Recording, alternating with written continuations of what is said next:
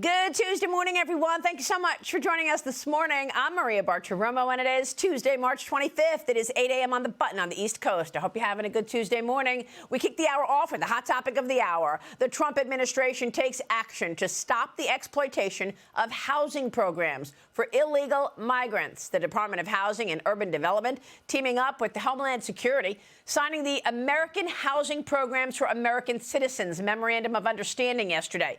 This MOU, a critical agreement designed to end the misuse of taxpayer money by preventing illegal migrants from accessing federal housing programs. Joining me now is the Secretary of Housing and Urban Development, Scott Turner. Secretary, great to have you this morning. Thank you so much for being here.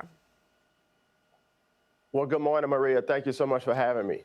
First, take us back. How significant was the situation in terms of federal housing meant for American citizens being used by illegal aliens and illegal migrants in the last 4 years?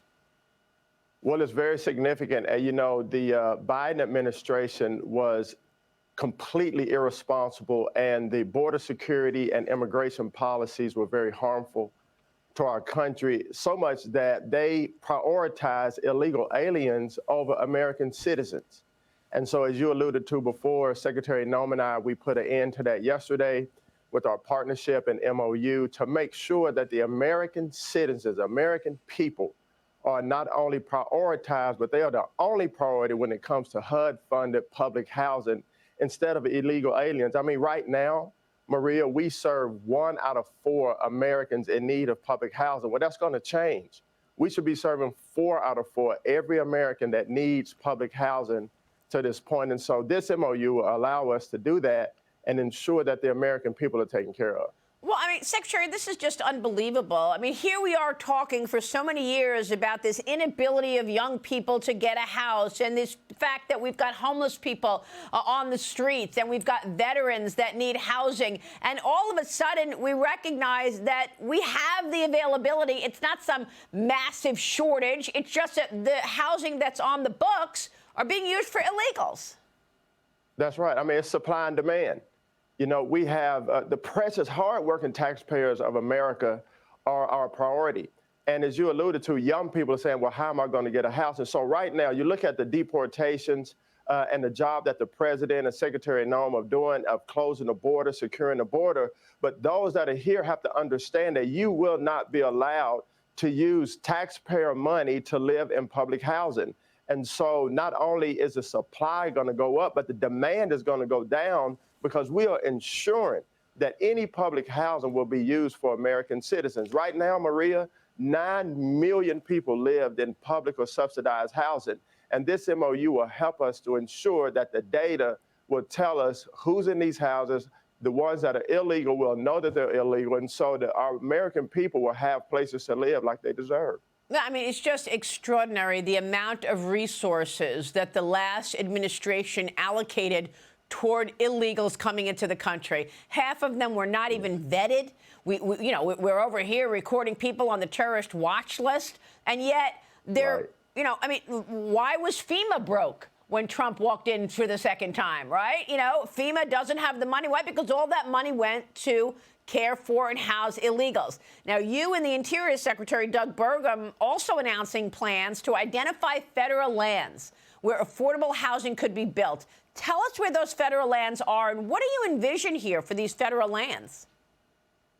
You're right, Maria. So Secretary Burgum and I, we formed a partnership between DOI and HUD to identify federal lands that have been underutilized and use these to build affordable housing. There's approximately 500 million acres in our country, our beautiful United States, that could be utilized to build affordable housing. And so they're all over the country, urban and rural places. So you look at places like Utah, Nevada, and other places around the country that we'll be looking at with our task force that we created to identify these lands and build affordable housing for the American people. Where are the federal lands largely that you're looking at that could be used for ordinary citizens? Well, right now, Maria, we just joined together. We just created the task force. And so the identification of these lands is happening right now. Okay. And as I said before, they're in rural areas and urban. So we'll get back to you, more to come on that. All right. Well, look, mortgage rates have finally come off of the highs, below 7%. The 30-year fixed rate hitting 6.67% for the week of March 20th, Mr. Secretary. What is your take on the housing crisis that we've been talking about for so long? And there is a reason that one of the first executive orders that President Trump signed was to get more housing on the books.